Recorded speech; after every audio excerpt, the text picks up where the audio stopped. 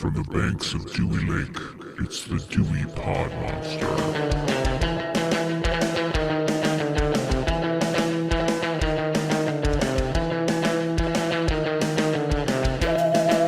Welcome back. My name is John, and this is the Dewey Pod Monster Podcast. This is your weekly podcast about consumption. We are proud members of the You Run Podcast Network, and with me this week is the host of the Dewey Pod Monster Podcast, and his name is Sean. I only fucked up once, but Sean, how are you doing today? I'm good. I'm losing some LBs, getting all this exercise. I'm watching all these movies about exercise. It's helping. It's getting me skinny.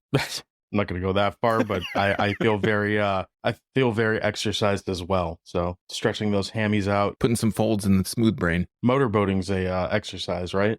That's pretty much what I've been doing. Really? Okay. Cool. Good for you. That's what it is, right? Or am I thinking of something else? I mean, I don't know. I don't know what you're thinking of. I guess that's exercise. Yeah, we're gonna Could go lead with to that, exercise. so. Something to make you sweat. I mean, you're burning calories, no doubt about it. Hey. So Just breathing's burning calories. That's the way I look at it. that's true. That's why you can never get too fat, right? You just sit there and breathe. You're going to burn it off eventually. Respiration, perspiration, and urination. That's the way you lose weight. Pair that with a couple 16-ounce curls and you're good to go. Looking like Arnold. Right. Enough of that shit. So, Sean, it's only been a few days since we've talked last, but have you watched anything this week? Anything worth mentioning? I only got a chance to watch one thing, and it's on Tubi. It's a Tubi exclusive. To be an exclusive. Oh, I crack myself up sometimes. So I watched a documentary that was recently released on Tubi. I guess it was recently. Maybe it wasn't. Called Satan Wants You, and it is a documentary basically chronicling how Satanic Panic got launched. I guess that's the best way to explain it or to describe it. It's about a woman and her psychiatrist. They wrote a book together that's called Michelle Remembers, and the psychiatrist basically would walk back through her memories, implanted memories maybe, and talk about how she was abused by this satanic cult and that her mother submitted her to this cult. And yeah, so I mean the book really launched a lot of Satanic Panic. So after the fact, Geraldo Rivera had a talk show or had a special about a 3-hour special on primetime. I thought you were going to say Geraldo Rivera became satanic. Well, and, maybe. Could still be. Depends on your views on Geraldo Rivera. But Donahue, all the talk shows would talk about it. They interviewed a few policemen and an FBI agent that was in charge of the cult division of the FBI and stuff like that. They had interviews with the woman's sister, because she's still alive, but she chose not to be interviewed. They had interviews with the psychiatrist's wife. They had interviews with actual Satanists. So it didn't just cover this Michelle Remembers book, but it covered all the things that surrounded this whole Satanic Panic. From heavy metal music to, I don't think they covered much about Dungeons and Dragons, but for me, that was the part that really hit home for me because I was a young nerd around the end of Satanic Panic, late 80s, early 90s, and you couldn't play your Dungeons and Dragons at middle school during your lunchtime. We called it junior high back in those days, kids. And so it was an interesting doc. I've always been really interested in Satanic Panic and all that stuff. So I use the word fun loosely, but for me, I thought it was a fun view. But really, that's all I got a chance to watch. I didn't really have much time to watch much else than that. The satanic metalheads, are they normal people, or are they kind of the stereotype of satanic metalhead? They only showed clips of talk shows or whatever with that. They might have kids that were normal that, maybe had long hair and wore band t-shirts and stuff like that. I think they did have a few people that had the white face, death metal, black metal face paint shit, white and black and all that stuff. Maybe they had a clip of that. I've fallen into some pretty amazing rabbit holes of those idiots on YouTube where they're just talking a lot and not necessarily about anything that seems rational, but it's pretty funny to kind of string them along and listen to. There is a documentary and I want to see it and I haven't yet, and I cannot remember the name of it for the life of me, but it's about and somebody listening will definitely know what I'm talking about. You might actually know what I'm talking about. It's a documentary following a band that the lead singer they murdered a band member, or the lead singer was murdered or something. They were a Swedish. I feel like I should know this. Yeah. Are you talking about the guy who orchestrated that house that got burned down and killed a whole family? Yeah, but in Sweden or Norway or somewhere. I think it was in Norway. I haven't seen the documentary, but I know what you're You know what I'm talking about. Yeah. We'll have to look that up and watch it, and maybe not talk about it on this podcast as an episode, but maybe we can discuss the maybe we documentary. We'll track that find down. some way to bring it up. Yeah. But yeah, that's really all I got a chance to watch. Okay. Speaking of houses burning down, I watched this week's episode of Hard Knocks, which was before the house burned down. I didn't see it yet, but Tyreek Hill's house. Yeah, it's before Oops. that happened, but well, coincidental, right? Maybe it was one of his baby mamas. No, it's his house. No, I mean, maybe one of them burnt it down. Well, that's maybe. I mean, I wouldn't be surprised. But yeah, that show's Hard Knocks. I mean, it's as good as it always is. If you like Hard Knocks, you'll like it. If you don't, I think at this point you pretty much know you don't like it. Not a whole lot to add there.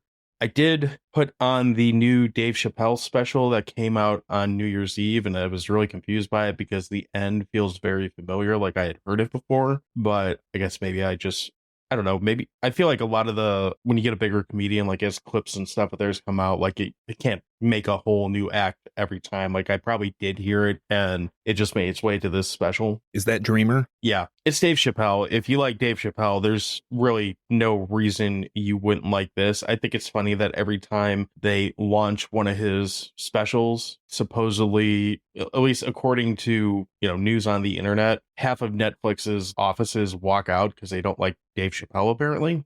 But to my understanding, isn't he one of Netflix's bigger draws as far as like contracted, I guess, talents that are on Netflix? I got to think he's the biggest comedian they have on there.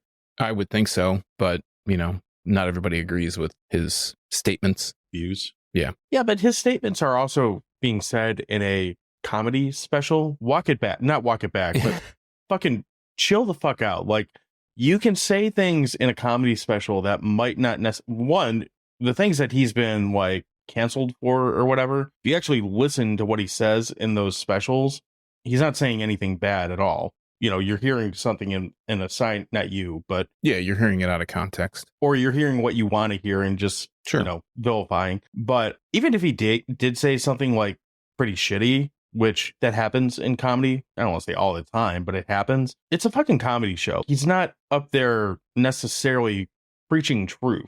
He's telling jokes. Like, calm the fuck down. I don't know. Maybe it's just me, but no, I also mean, it's like Bill Burr. And I was going to bring up Bill Burr. Bill Burr, a lot of his comedy, I don't know if it still is, but a lot, like when I went and saw him about maybe 5 or 6 years ago, it was like, oh, women, but he's a joke. Dad now. And it's a joke. He clearly loves his wife very much because he talks about her constantly. So I don't think it's all in jest. It's like, it's comedy. I haven't listened to his podcast in a while, but when his wife butts in and they start having they're not really arguments, but they're heated debates, I guess you could say. Yeah.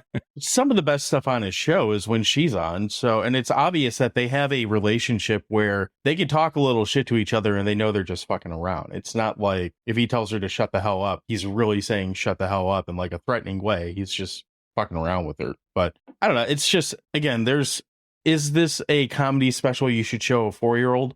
Probably not. That 4-year-old probably wouldn't understand most of it anyways. Well, there's that too. To be fair. That's why I said probably not.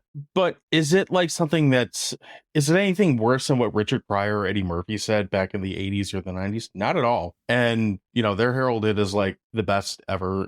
I'm not even going down that rabbit hole as to who the best ever is. I don't care about that. But I don't know. It's good. If you like Dave Chappelle, check it out. If you like stand-up comedy and aren't going to be a dick about it, check it out. If you don't, then fuck off, as per usual. Did you see the new Ricky Gervais? Do you care for Ricky Gervais? Or I know he's not everybody's thing. I don't really like him. My wife likes him. I'm not really a big fan of his. I don't know. There's something about his delivery that I never liked, and he's kind of a cunty Englishman in a way that doesn't work for me, and I don't begrudge him for that. I mean, that's what he is. Fine, do your thing, make your money, whatever, but he's not one that I turn on. Okay. I was just curious. I watched maybe 20 minutes of it, and it was late. That just came out like this week, didn't it? Maybe probably right around the same time that Dave Chappelle's came out. Maybe right before the new year too. So yeah, his came out on the 31st. I looked it up because it said it was a 2023 release, and I thought I had seen the end of it. I was like, did I watch this? Because he's got like 10 of them on there now. You're talking about Chappelle? Yeah.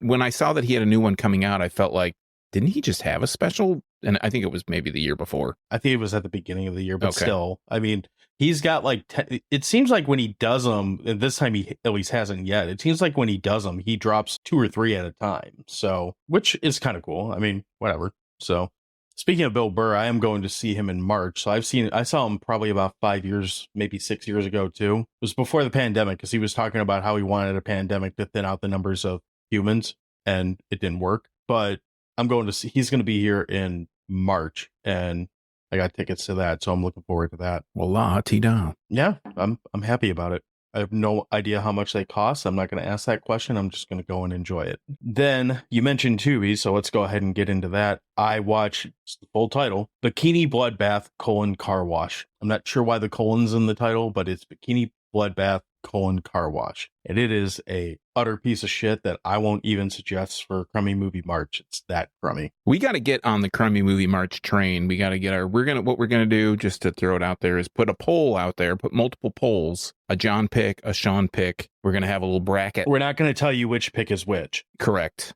And then, but I think you've said in private several times that you think it could be very obvious which one is a Sean pick and which is a John pick. And then we'll do a little bracketing system. We'll take the top 4. I don't know how many weeks there are in March. I don't think we even need to do a 4. bracketing system. I think we can just do 4 polls of 4 picks each. I don't know. I don't want to pick like 20 movies to try to whittle it down. Only 4 weeks in March, unfortunately. So only 4 crummy movies. Hey, you know what? By the way, just before we get into this episode anymore, this is episode 97. Oh, we're getting there. Yep. That means you're going to have to listen to us re-talk about a movie because we hate how one episode sounds. But you got 3 episodes before that. And then, Yes. Bikini Bloodbath Car Wash. So not as many boobs as I would have expected with a title like Bikini Bloodbath Car Wash. A lot of some guy trying to be a German exchange student dancing for some reason. Occasional deaths that are not very well done. Would not recommend, but it's on Tubi, so it's free. What I would recommend that I didn't realize was this great until, well, I probably did, but I forgot about how great it was. I enjoyed some cannabis refreshments and found the original Scooby-Doo cartoons on Tubi. There's a whole bunch of them on there. And let me tell you something, when you're starting to feel the effects of certain things and you kind of stumble into Scooby-Doo for about 4 hours, you're pretty fucking entertained. And I never realized until this time watching it how amusing it is when you have these 4 human characters. They're like, oh boy, this guy got stabbed in the face by Mr. Milwaukee or whatever, and now we're going to really see what happened. Let's get into his, van with a dead body in it and go check out that old bridge on the, overlook. And then you'll see Scooby come into frame. He's not in the frame of the 4 human heads. He'll just kind of come from like mid screen into frame and go, Scooby-Doo? There's apparently that means, yeah, Scooby, we're going to go check out these dead bodies. Get in the car. Let's go. Like they have a full conversation with this cartoon dog who says his name and then just go in to solve more murder mysteries. I was like, I'm way too entertained by this right now. I'm going to try this out. Yeah, you did pretty good. Thanks. So yeah, if you enjoy reaching a different plane of existence and watching old cartoons, I highly recommend Scooby-Doo on Tubi. You don't even recognize the commercials after a minute because you're too busy laughing at whatever They blend right in with the show. Shenanigans Scooby-Doo and the gang get into. Also, the laws of gravity and physics in that show, I mean, it's a cartoon, but they really don't apply. And it's one of those things, again, in my heightened state, I was like, how the fuck did Shaggy, that stone motherfucker, just climb a ladder and then manage to jump 4 stories up into a window? I don't think he's going to jump that high. I think that's like just that. called poor animation.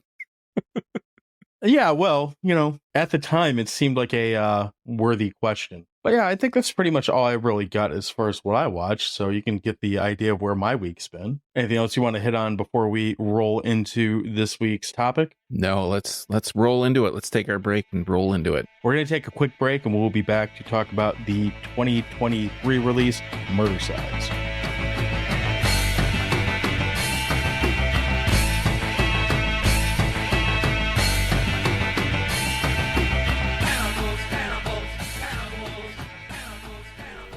Hey fam, Newman here from Movies for Days, your non-pretentious easy access movie chat podcast and weekly deep dive into any film from any genre, from any decade with anybody's guess as to how we chose that movie that week.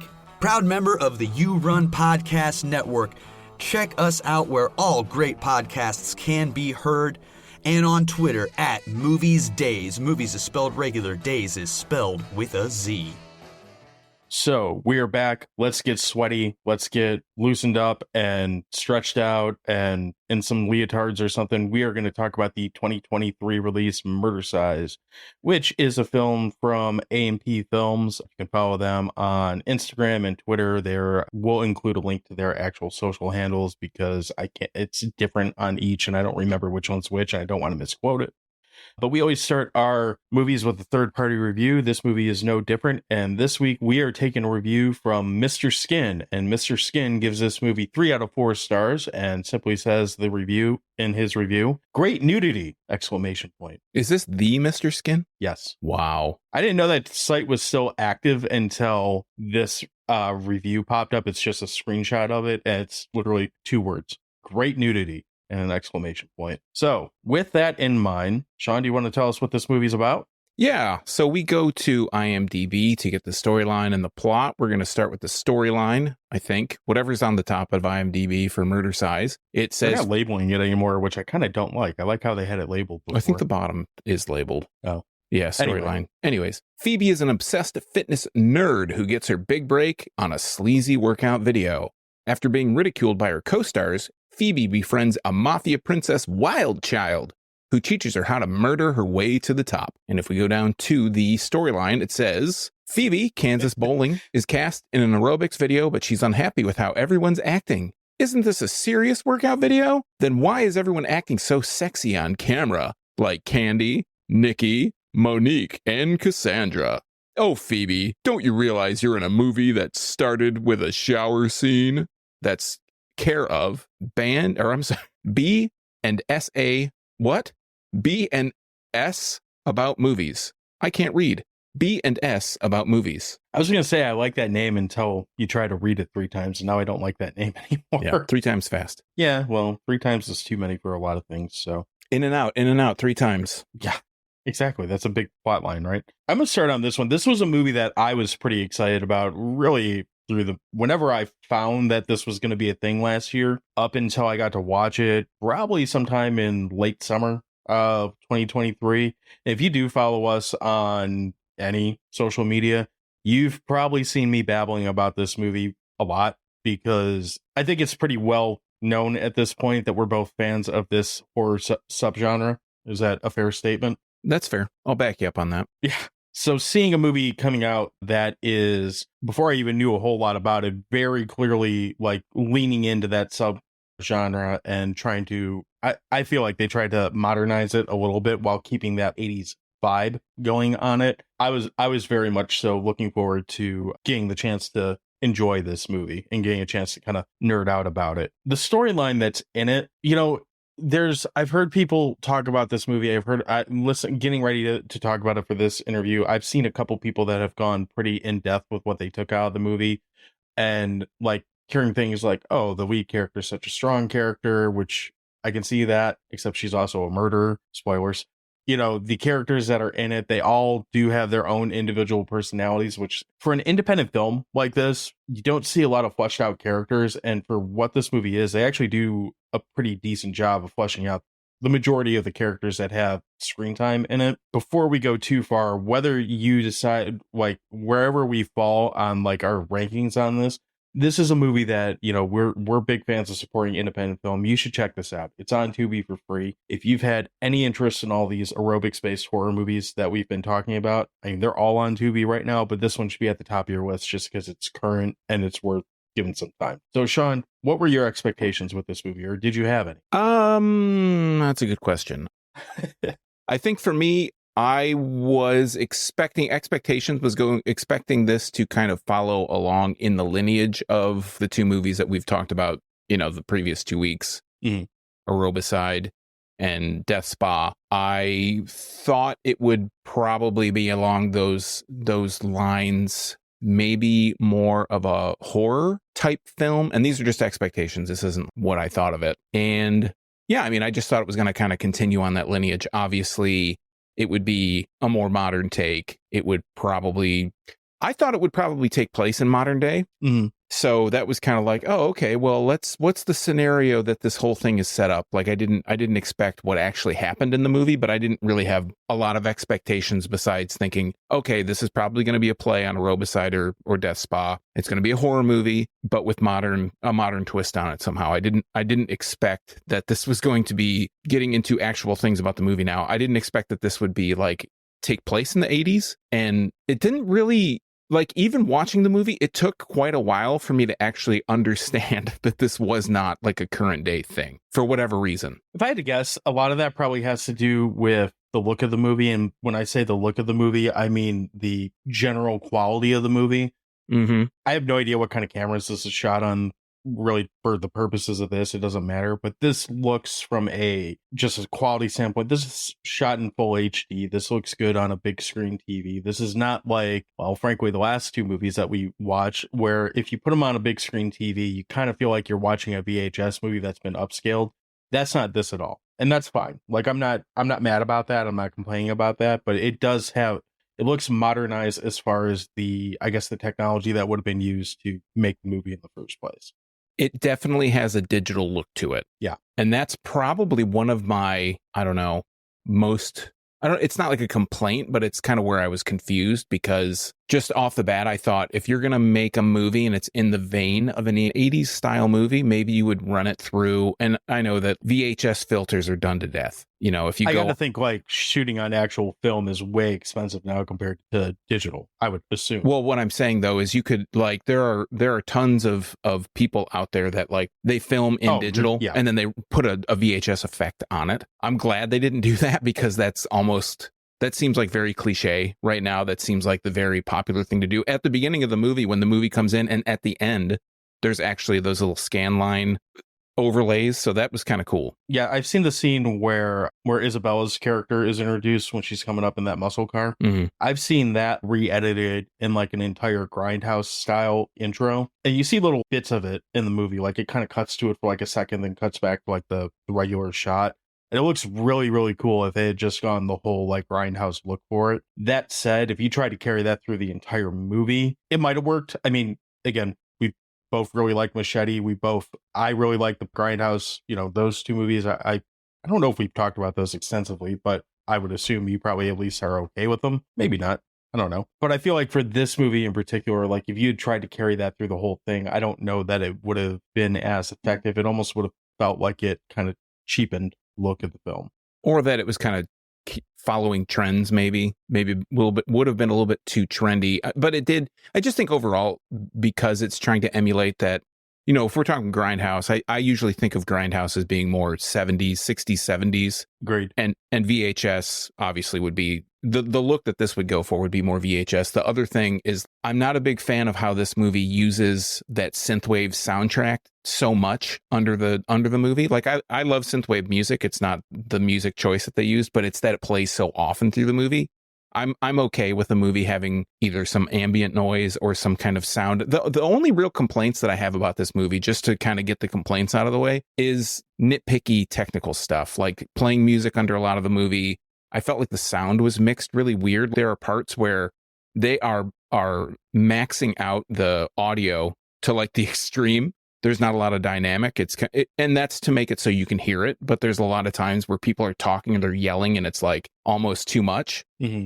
But a lot of the things that the complaints that I have are just nitpicky stuff. I thought the movie itself is pretty. Did you watch decent. On headphones or did you? No, I watched on speakers. Okay, because I was gonna say I didn't catch a lot of that, but I also didn't watch it with headphones on. Getting more into the movie, so this movie actually features two actors that have quickly become two of my favorite actors in movies in general. Probably not people that, unless you're into this like newer wave of, we'll call them B movies, I guess, just for a broad term. If you're not into those, you might not know them, but I'm becoming a massive fan of Nina Lane Kent, who is Isabella in the movie. She's like the badass mafia girl. And then Drew Marvick is quickly becoming my favorite person in Hollywood. If you probably have seen him in, if you're a Tubi surfer like I am, you've probably seen him in Pool Party Massacre. He just did the movie called Triple Xmas where he plays Santa, and I haven't seen it yet, but to my understanding, he just shows up and kills everyone on a porno set. Sounds like something that we might have to watch next year. But these two characters, and they're not really, I guess Isabel is kind of like the second lead or like lead co-lead support or something. actors. Yeah. But Chuck or Drew Marvick is definitely, he's a bit role in this, but holy shit, does he steal the show every time that his character's on TV or on the screen. I would absolutely agree. I feel like, especially in the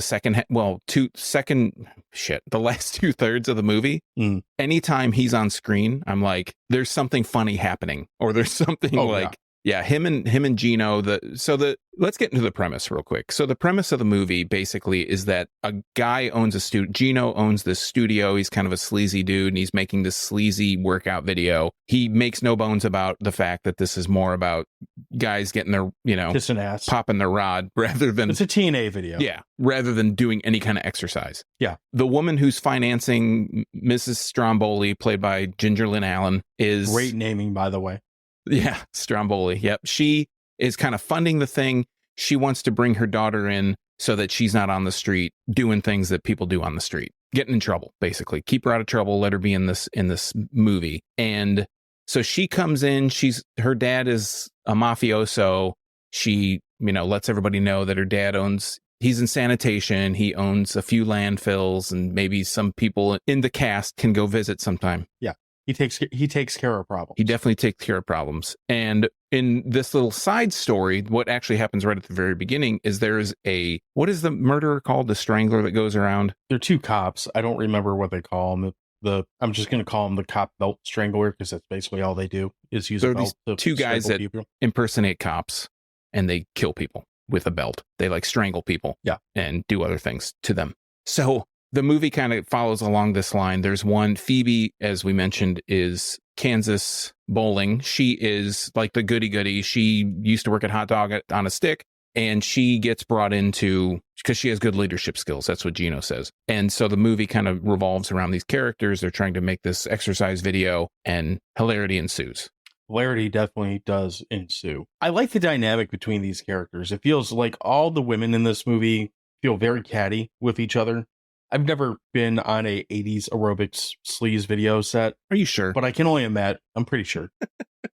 I've watched enough of them, but I haven't been on set for one. I can only imagine that this is probably very true to life as far as how a set like that would be. It's just total catty bitchiness back and forth. You could very much so feel almost animosity between these girls in that catty way. And once the movie starts to go off the rails, it just escalates that. We've talked about other movies that just really take the tension angle and ratchet it up and ratchet it up and ratchet up. This movie's got that, except you're going to replace tension with ludicrous insanity, but in a good way.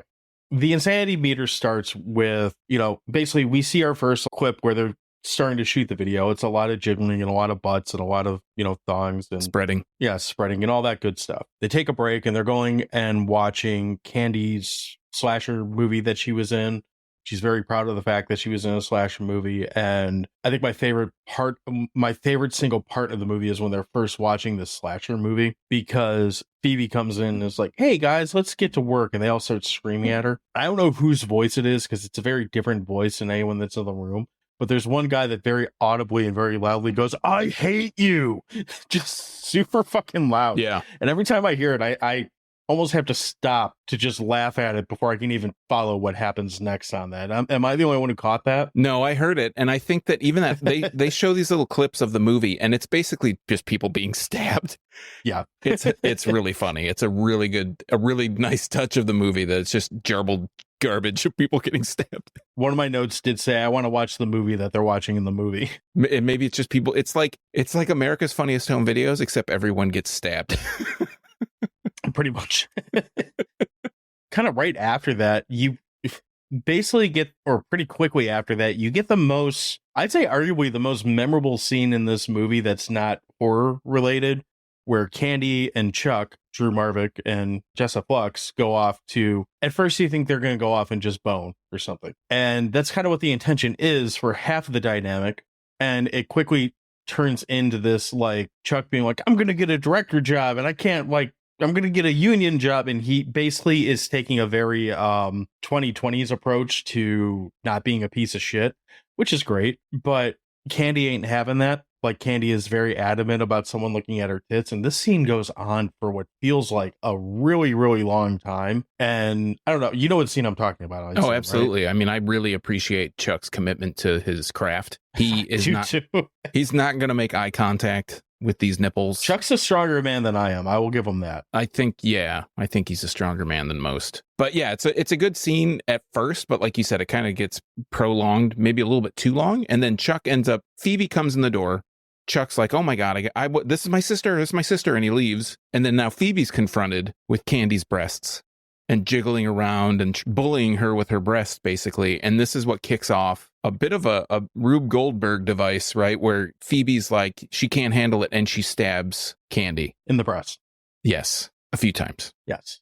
I will say I disagree with you that it's almost too much. And here's why. I think it's too much, but then it keeps going and it comes back around to being funny again because it's still going. And I think that's a really hard gag to pull off when you take a joke too long and then bring it back around to still being funny because it's still going on. It's one of the things I hate about the show Family Guy is they do that shit all the time. They'll keep a joke going for like half an episode and it stops being funny but never becomes funny again. They pull this off really well where this gag goes on. It's probably a solid 4 minutes of screen time or right Hey, John. around there, which, oh, it's that guy. Shit. We know a little bit about carrying a joke too far. We do.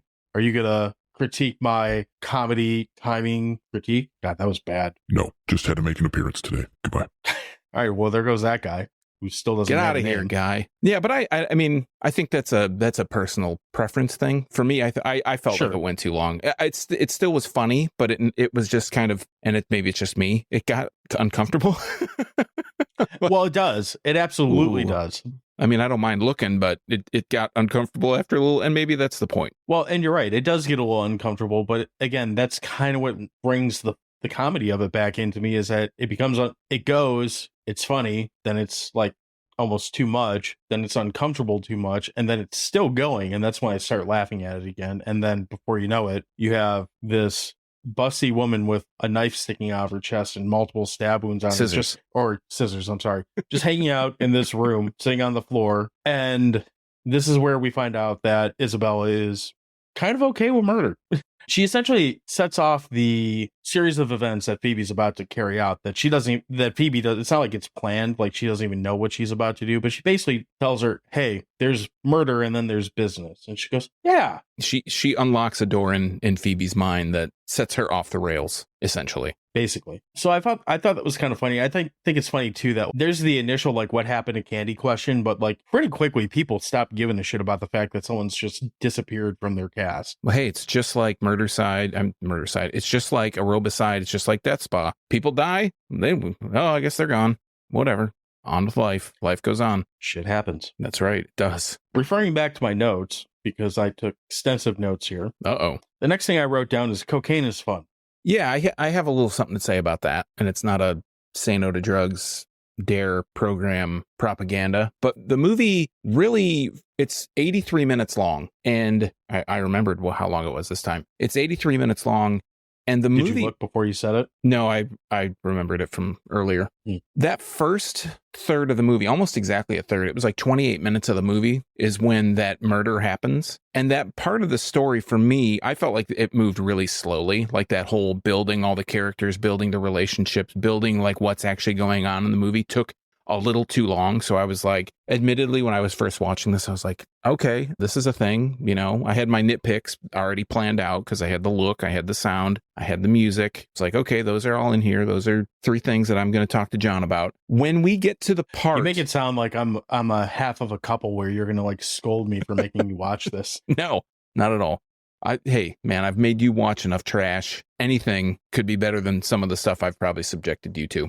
Not to say this is trash, Well, just saying. I've probably subjected you to similar trash. So When we get to the part where mind-altering substances, maybe not mind-altering, but definitely life-altering substances come into effect, this is, to me, mood enhancers. mood-enhancing operators come into this movie. This is where, for me, the movie started to get interesting.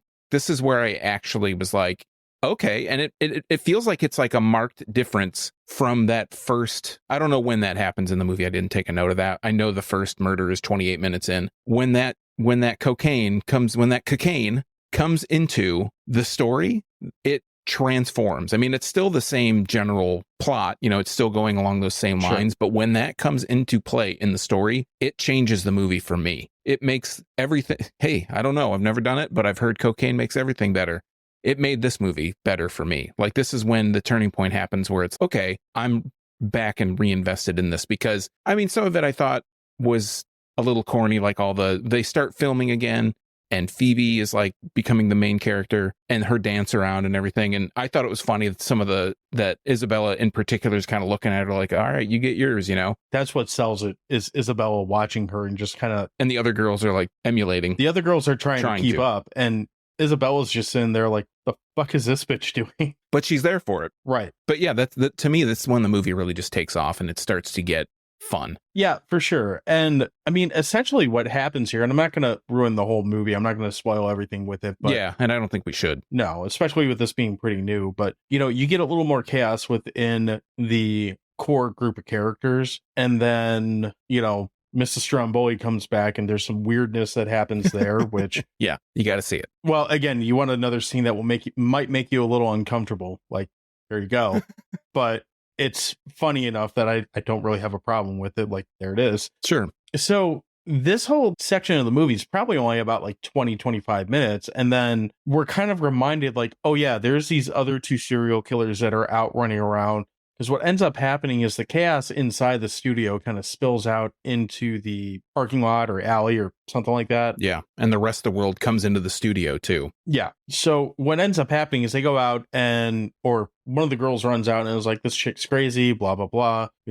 She's going to hurt all us girls. And she's saying this to what she thinks is a cop. And we know that is not. It's just, cop in disguise. And we're kind of all of a sudden catapulted into this whole like hostage survival situation, kind of, with these two serial killers. But we still have all the insanity of the 80s exercise video, coked up like crazy chick, and like weird hodgepodge of characters that all have very extreme our main characters all have very extreme personalities, and then we have kind of a couple that are a little more mousy that aren't so extreme. I do want to pause here though, because I think my favorite scene in the whole movie, aside from what we've already mentioned, is the scene where Chuck tries out to be in the movie, where he comes in, and he's wearing his little short shorts and his tank top. And they do a sight gag where he just goes behind a door, closes it, and comes back out in full pink and purple leotard, goes through this whole 20-second aerobics routine, gets told to fuck off, and then goes out the door, closes it, is back in his like Thrasher guy clothes, and just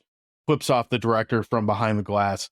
It's just chef's kiss. It's almost gifable. It's that quick of a scene. Perfect. Yeah, and I really, like I said earlier, I really enjoyed the interactions between Gino and Chuck, especially after the cocaine is involved, because, and it's not necessarily anything that they've done, but they seem to be featured more and they seem to interact more. And I think that those two characters really, they're like the comic relief for everything that kind of happens around the very extreme circumstances that happen in the movie. It was just it was a nice touch. Almost anytime they were on screen together, I laughed. Without spoiling the end of the movie, do you have anything you want to talk about as far, because once the two cops are back in, this kind of wraps up fairly quickly. Like, we're not spending truthfully, this is a pretty short movie, and that's something I'm usually here for, and I am in this case as well. Do you have anything you want to touch on how this movie kind of wraps up before we get into final thoughts, hot dogs, and then question of the week stuff? I think that the only thing I really wanted to touch on was the really lasting imprint of the last part of the movie, like the end of the movie, essentially, like how the big gore effect. Yes. The movie really hides a lot of any kind of kill or practical effect for a large majority of the movie. Like we talked about, the slasher movie is a prime example of that, where it's just people's faces and they're like, oh, they're doubled over with like blood splatter on their face and stuff, which is hilarious. Like I said, America's Funniest Home Videos with stabbings. I think maybe that should be a show, but we get on ABC nonetheless. When we get to the point where Disney Company, this extreme kind of gore effect happens, I actually thought was pretty good. I was like, I mean, you can obviously tell it's an effect, but I was like, hey, it's practical. It's not too bad. I was pretty impressed. I love it. And that's the last note that I have is Chainsaw Head is fun. Yeah. I love it because it's very practical in the extreme low budget 80s way. It kind Exactly. of reminds me a lot of the meat cutter scene in Intruder because it gets in there with all the chunks of stuff flying around and whatnot. I think there's some hair flying around too. It's really up to this point of the movie. Like, you could almost make the argument that this isn't a horror movie. This scene alone makes it undoubtable. Like, no, this is not just a fucked up, like, crime movie or like some other genre. Like, this is a horror comedy, and this scene alone solidifies that. And for all you gore hounds out there, I'm one of them, Sean's one of them. This scene is, we've said before, like, you almost need that one scene that justifies calling this like a horror movie. This scene more than covers that ground. I think that's all we got. I'd agree. I don't feel like we should give away what happens in this movie because it is so new, because it's independent, because it's free. Just spend the 83 minutes. I mean, not that anybody's counting, but just spend the 83 minutes to watch the movie because, you know, you should. It's worth your time. If you've been listening to all the episodes this month, it very much follows the theme. If you've liked the previous two movies, you'll find something in this that it'll be redeeming of your time. Additionally, if you like boobs, you'll like this movie. I mean, at the very least. So, high standard. If you're a breast man. It's true. Sean, why don't you kick us off as far as hot dogs on this one? I think I went first last time, so why don't you go ahead and lead us into the abyss? Yeah, so like I said before, earlier in the episode, I think my big complaints about the movie are just nitpicky stuff. It's that this is definitely digital. It's not something that was run through an effect to give it a kind of analog look. Some of the sound I was a little wasn't a fan of. And again, that kind of synthwave sound that just kind of plays the soundtrack under a lot of the movie. I think it would have been done better with maybe just ambient noise, but I'm not a director. I'm not a filmmaker. I'm just some dude watching a movie and talking about it on a podcast. I think the movie really starts to take off about halfway through when, as I mentioned before, the cocaine's kind of entered into the movie. Before that, it is kind of slow rolling, but it starts to pick up steam. It starts to become a little bit more absurd. It starts to show its true colors. There's a bit of a cat and mouse, a little bit of a chase goes on, and that's when the movie really starts to get funny too. Regardless of the complaints about some of the technical choices, I appreciate that the movie doesn't take itself too seriously. And I think that it doesn't necessarily have some of the high highs like Aerobicide or Death Spa has for me, but it definitely has heart. It's definitely trying to capture that vibe. And while this particular rating doesn't sound particularly good, I think that they made a really good effort on trying to capture the spirit of it. I got to give it 4.5 latex gyrations out of 11 hot dogs. Okay. That doesn't sound bad considering how we usually rate things, because we're kind of notoriously harder on movies to an extent. Like, I think we've only had one movie get a perfect score in the between both of us in the history of the show. Yeah, and it was like one of the most classic of classic movies. I mean, I really felt this movie, to be really perfectly frank, at the beginning when I was watching it, I'm like, all right, okay, this is what, you know, I knew what they were trying to do. I knew what they were trying to do from the get. And when I was watching it, there's just something for me about modern movies when they're digital, when they have that digital look. If you have that really filmic, even like you mentioned, when you watch it on a big screen and you can tell it feels like you're watching on a VHS. First, that just really captures something with me. And not to say that makes a movie instantly great, but that's like the kind of movie that I like. I like movies from that era because they have something, it sets a tone, an undescribable element to it that draws me to it. So when it's something that's super clean, it's almost off-putting to me because it's so clean. But like I said, I really appreciate the spirit that they're trying to capture. I just wish that first third of the movie just moved a little bit quicker, really. That whole VHS look, we've talked about that countless times on the show, and I think both of us have that. It's a nostalgia thing. It sets a tone. We both came up in the video store VHS era. Even now, there's times where I look at a DVD, I'm like, this looks too good. Fuck off. You know? That's not even like a Blu-ray or something like that. Yeah, right. I mean, I get where you're coming from with that. Yeah. But for me, it's pretty rare that I let myself get excited to see a movie anymore, or like I don't know that look forward's the right word, but it's rare that I like get hopes up for like any movie, because I find when I do that, more often than not, I'm just thoroughly pissed off and disappointed. This movie is one of the few that I not only got my hopes up for and got excited for, I actually really enjoyed. Again, it's got actors and actresses in it. I don't know what the proper term is anymore. Is it just actor now or whatever? I'm old. I don't know. What the fuck do I know? As I mentioned, Drew Marvick and Nina Lane Kent, put them in every fucking movie and I will be absolutely thrilled about that. I like all the characters in this movie though. I like all the actors and actresses in this movie. The stories for this kind of movie, it's got enough there to kind of keep your interest. I will say, having watched this a few times now, watching it a couple more times, I'm not saying that you should go out and rewatch this tomorrow. I'm sure you just watched it today or yesterday, but letting it breathe a little bit and going back to it, you kind of pick up more things. It does mature better that way. It has some good rewatchability to it. The scenes that are insane and ludicrous and ridiculous in it are all entertaining. The humor is really well done in it. The effects are great for what they are, and the overall look and vibe of the movie, although again, it doesn't give you that like VHS look to it for this kind of movie, being someone who watches a lot of these like newer Tubi, like movies that find their way onto Tubi, even though they do a lot of other things, and all these movies, including this, are available to buy somewhere. I think it looks great. The sound is like the actual music choices. I can see where you're coming from, but I don't have a problem with them. At the end of the day, I have no major complaints with this. There's things that could be better, yes, but it's a fun movie to turn on and just kind of have fun with. I'd give it 6.5 Jason Chainsaw cod pieces out of 10 raging hot dogs. I think it's definitely worth your time. You know what a note that I wrote in here was to ask you, does John like Drew Marvick because he wore a silver Jason mask in this movie? Did that boost him up for you? I liked him before this movie because I really like him in Pool Party Massacre, where he basically wears a Michael Myers jumpsuit through the whole movie. Have you seen that? No, I haven't. That might end up in a poll somewhere soon. But he's one of the few actors that I follow on Instagram, and because he's ridiculous. I don't know what he's like in real life, but what he posts is ridiculous. Like, as he very much so feels like his character in this movie is not terribly far off from the actual person. Like, it feels like they understood who he was and kind of took his personality and just accentuated it for this movie, which it works. So probably why it seems somewhat natural. But yeah, this one's super recommendable. We haven't mentioned it yet, but this movie, or maybe we did mention it, this movie's free on Tubi. It is on Plex right now. You can rent it for $1 without any ads or anything on Prime Video.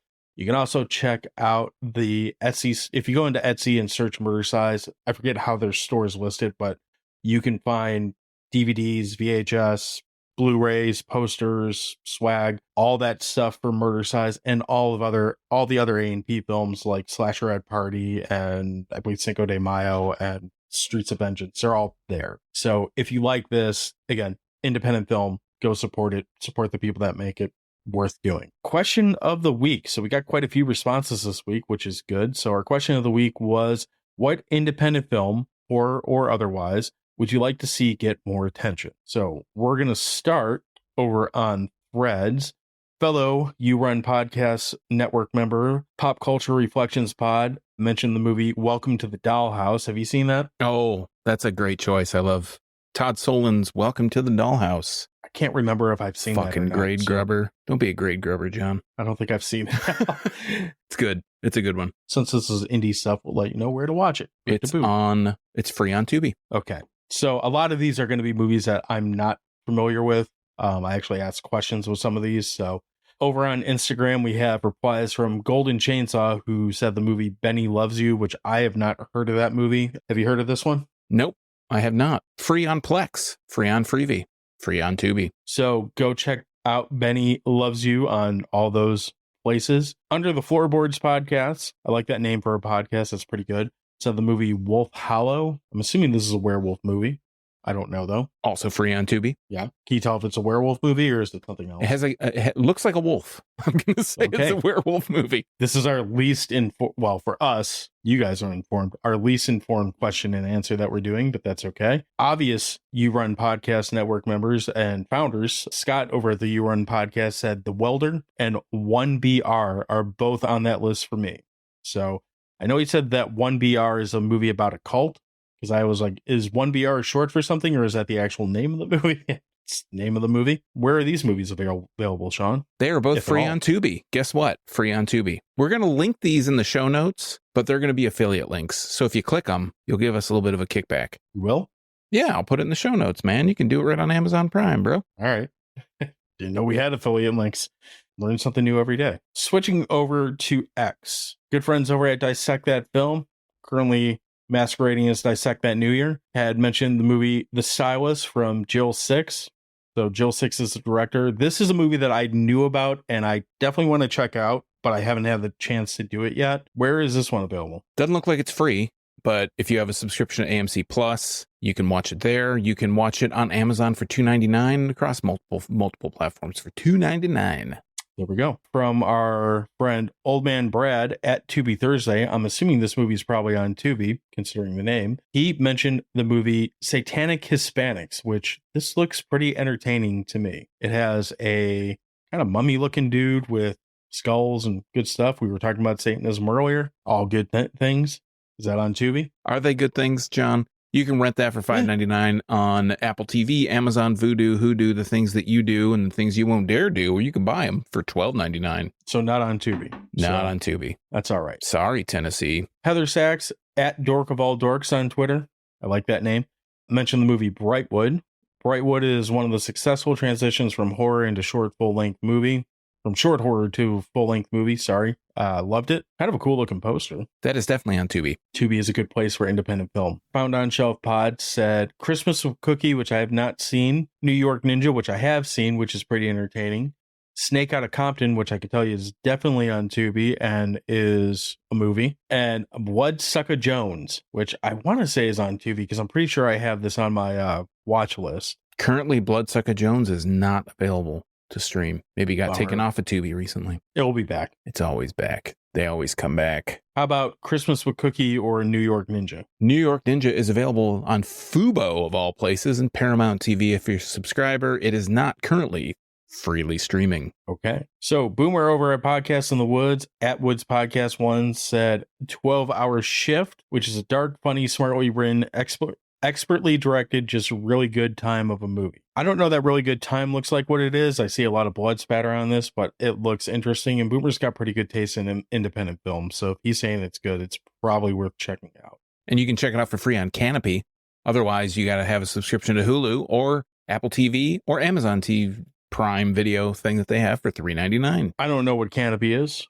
Canopy's the thing that you do when you have a library card and you want to do the thing. It has to be a participating library, but you can watch a lot of films on Canopy for free. James Dean, possibly the porn star, maybe not the porn star, I don't know. At James D7004 said, I had a bloody good time at House Harker, which I could tell you is currently on Plex, Prime Video, and Tubi.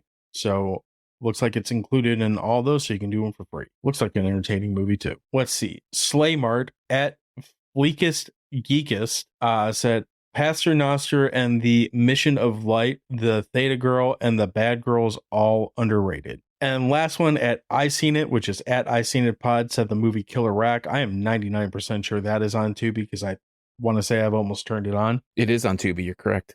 Yeah, so that is a movie about boobs. So if you like this movie, you should probably check out Killer Rack. Sean, do you have a independent film of choice that you would like to mention that needs some attention? I mean, I think that independent film is such a broad category. I'd almost need a definition of what an actual independent film is, but I'm going to piggyback off someone earlier that said, Welcome to the Dollhouse. I think that everybody should watch that film. Another Todd Solondz movie that everybody should watch is Happiness. Best ending of a movie ever.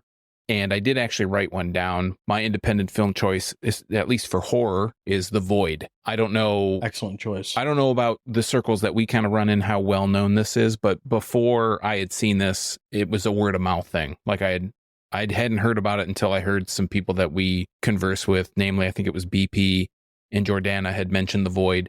Watching the movie, I really enjoyed it. And I think there's just so much out there that you have to build a strong network with people that you trust, at least trust their opinions on movies that you like, just because it's so hard to discover, you know, what's out there to watch that you might enjoy. So it's really important to make those kind of connections, because then you can listen to somebody, hear their opinion and say, they have good taste, or at least I agree with their taste. Let's hear what they have to say. Yeah, I agree with that. You almost need to find someone who at least has similar things that they like to you. So when you hear their recommendation, you're like, yeah, maybe. My recommendation for independent film that I think is worth checking out, this is hyper independent, but super cool at the same time.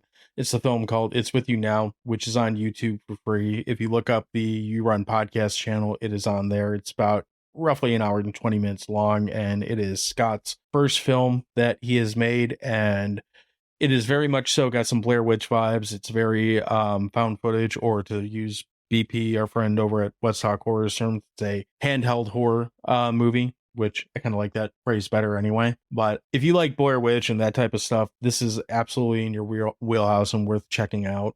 The other things I'd like to mention is, of course, we've talked extensively about Final Summary. That is also on Tubi as of this week for free. So if you haven't gone back and seen that, that's another one that's worth supporting. They're, great people in horror that are doing new things. And then for this episode specifically, I would also strongly recommend going back and checking out Slasherette Party and Streets of Vengeance, both which are also on Tubi.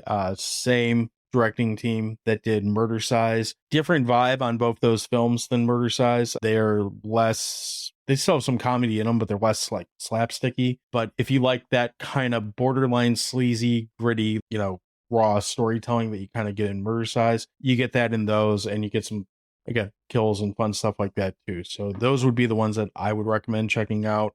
All of them are free in a couple different places. And again, if you watch the show, if you listen to the show, you're probably somewhat familiar with Tubi anyway. Those weird looking titles that you've never heard of, just put one on. There's a good chance that's some kind of independent film, and you never know what you're going to stumble into. That's kind of what I like about Tubi, is it's almost got this like digital video store feel where I just kind of pick things based off what image I'm seeing, which is about as close as I'm ever going to get to wandering the horror aisle of a video store. Amen. Amen, brother. So, hey, brother. Yes. Amen, brother. So I think that's all we got for this week. Again, in the meantime, or now or later, whenever you feel like it, we do ask that you please check us out. You can find all of our previous episodes either at our site, which is scrap.town, or at yourunpodcast.com, which is where all our shows and fellow network members are at. You can find us on all the social media networks at Dewey Pod Monster. If you if you search Dewey Pod Monster, you're going to find us. We're there all the time. Don't shoot at us, please. That would suck. And for the purposes of this episode, and for however many times it comes up in the future, if you have an idea of what we should name that weird voice guy that pops up, because we can't figure what, we just keep calling him that guy, let us know. Send us a message on this episode. You can do that on Spotify, social media, wherever. We need a name for that guy because he just keeps popping up like a dickhead and we don't know what to call him. Sean, what do you got going on? What do you want to tell us about? He keeps popping up like a dickhead. The imagery is perfect. Yeah, I think I was going to break you from that, but okay. Yeah, keeps popping up like a dickhead. Anyways, if you want your answer of the question of the week answered on the question of the week portion of this show, you got to answer the question of the week, and you can find the question of the week on our social media that John mentioned. It's at Dewey Pod Monster.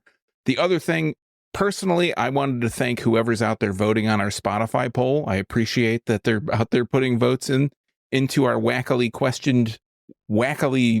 listed polls. And you can leave feedback for us on our episodes directly in Spotify. Again, thanks to the people who are leaving those feedbacks, if that's a word or not. And if you want to find any of my Michigan craft beer adventures, you can check me out at youtube.drafttherapy.com. You can follow me on social media at Draft Therapy. All right. So that's all we got. We will be back next week with something. I don't even know what we're doing next week yet, so that remains to be seen. In the meantime, get out there, exercise, murder size, sweat it up, do some cocaine, and we'll talk to you next week.